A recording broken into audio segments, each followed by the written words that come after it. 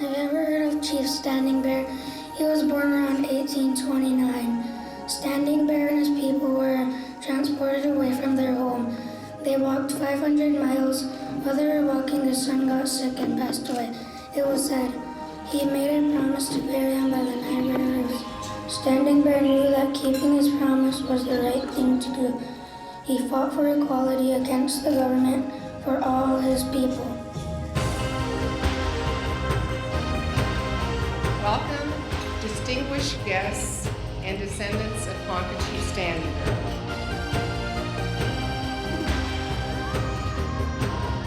The 2015 Great Plains Symposium, Standing Bear and the Trail Ahead, is the 41st symposium hosted by the Center for Great Plains Studies at the University of Nebraska.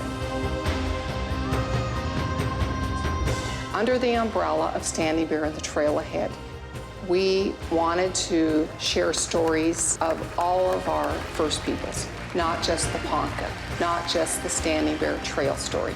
We wanted to talk about termination, restoration, gaming, economic development, return of the buffalo, all different issues, the Indian Child Welfare Act, the importance of families. It's a way to introduce Nebraskans to the First Peoples in a big way that is truthful and honorable and really gives us a voice for the first time for those stories to be heard. Standing Bear's and Big Snake's grandparents did other things for them too.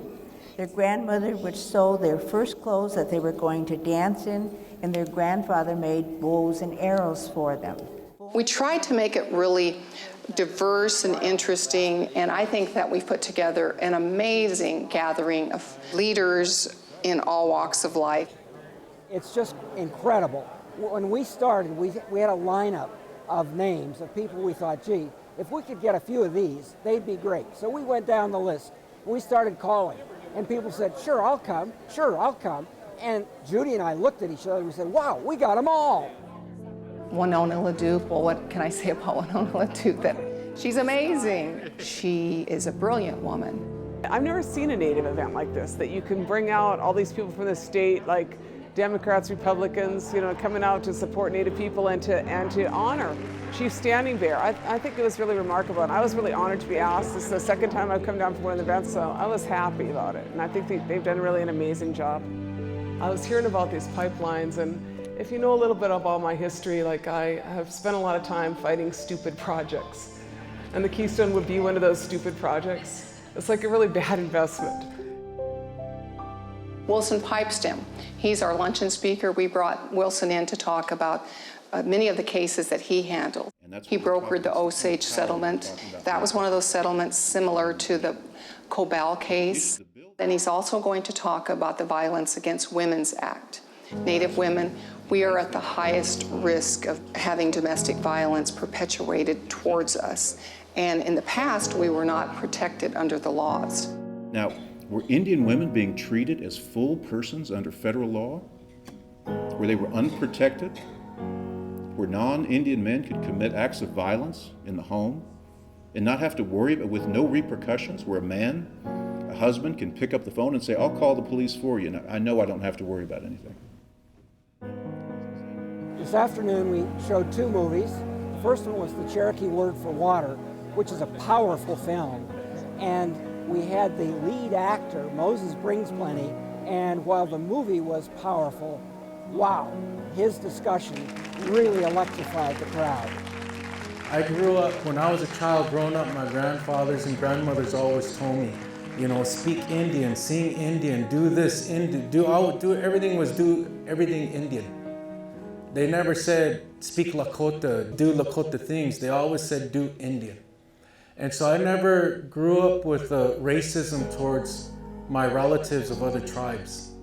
I grew up with an understanding that we're all in this together. At the conclusion of his two-day trial, Standing Bear was allowed to speak for himself. And then he raised his hand and he said this, "That hand is not the color of yours, but if I pierce it, I shall feel pain. If you pierce your hand, you will feel pain.